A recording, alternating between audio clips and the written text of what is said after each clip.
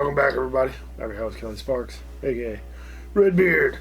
So, I almost didn't get this video recorded when I had lunch with my folks, my brother and sisters, and came home and sat down in the recliner and stayed there for a little while. And I'm recording this about an hour and a half before, hour and 15 minutes before I'm posting it. So, this is Wild Turkey 101. It is probably the whiskey that has, in my opinion, I think I'm using this word correctly, there is a huge stigma to Wild Turkey 101. I think I'm using that word correctly. So, when you mention the name Wild Turkey 101 to people who are not in this whiskey community, it brings up memories of taking shots of this, probably in their college or even high school aged, taking shots of it and probably not having a good time. And that's pretty much well expected, because you take a shot of this, full ounce or ounce and a half or whatever, and you straight to the gut, it's not going to sit well. And Mean Gene, he told me in the past, quite a few years ago now, probably 2 to 3 years ago, since I started all this, I was like, man, you got to try Wild Turkey 101 again. He was like, oh no. And this was after he was drinking Ardbeg and everything like that. I was like, no. I was like, you really should try Wild Turkey 101 again, now that you know how to sip whiskey. So he did, and his eyes were opened. So it, to the uninitiated, it just brings up a bad time. But real whiskey drinkers will all agree that Wild Turkey 101 is probably one of the best budget bourbons on the shelf today. It's got the proof, it's got the character, it's got everything to it. I'm a little bit partial to this one compared to the other ones. And don't get me wrong, I've had my time and love affair with these other four in the past. But I just keep getting drawn back to Wild Turkey 101. Alright, so you know the deal. Take a sip. Mouthfeel. Swallow a little bit. Let it sit longer. You know the deal. Just do the deal. Alright. You know the thing, you know. Yeah. First thing I noticed automatically is the spice. And you got to learn the difference between alcohol heat and spice from the whiskey. This one, it's kind of, for beginners, it's almost the same to them. Like, oh, it's really hot.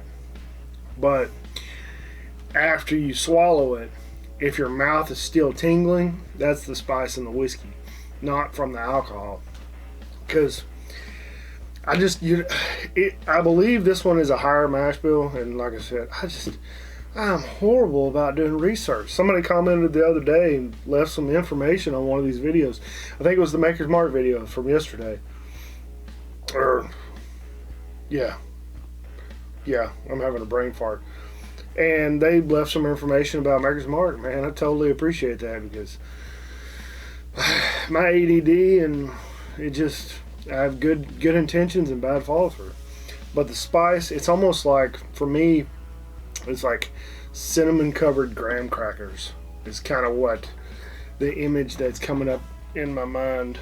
But yeah, let me know in the comments what you guys are getting. I mean, Wild Turkey 101, to me, my opinion, this is almost the gap. This is the bourbon that should gap between beginners and intermediates. Price wise, it's cheaper than Woodford. I'd actually say it's probably the cheapest of the bunch, except for Jim Beam Black. But as far as flavors and alcohol, I would say it's closer to an intermediate whiskey than the other four. That's just my opinion. So this would probably be a good Once you're past the other four, this is the next step to go into more flavorful, more characteristic bourbons. All right, let me get one more. That is just quality, classic bourbon at its best. And like Maker's Mark, Wild Turkey has just but a handful. They don't do anything special. They've got the one bourbon mash bill and they've got a rye mash bill, and that bourbon mash bill leads you down the road of eventually you'll get to rare breed, and then you've got the Russell's Reserve. So they don't have a lot of different labels. Now you got other people who are coming into Wild Turkey who are doing different things using their distillery, like the WB Seifel, the MB Roland.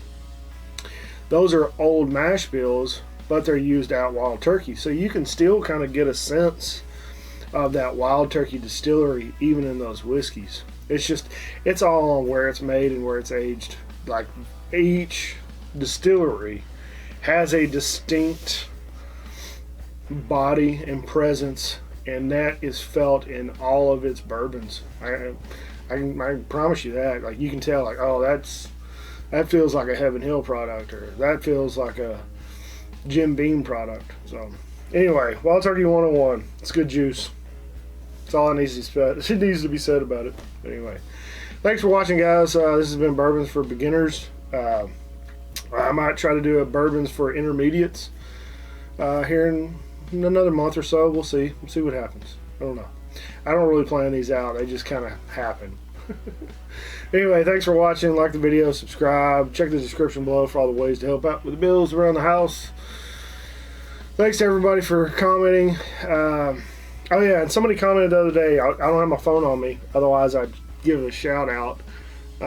They asked me which one I would prefer out of the 5, and it is Wild Turkey 101 because of I like a spicier character in my whiskey. I like that extra.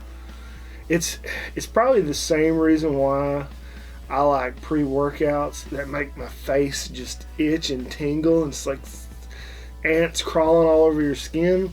It's probably that same reason. But yeah, that's all I got. Thanks for watching. Like always, drink some whiskey, share it with your friends and family, be safe, don't drink and drive, take care, and we'll see you next time. Cheers.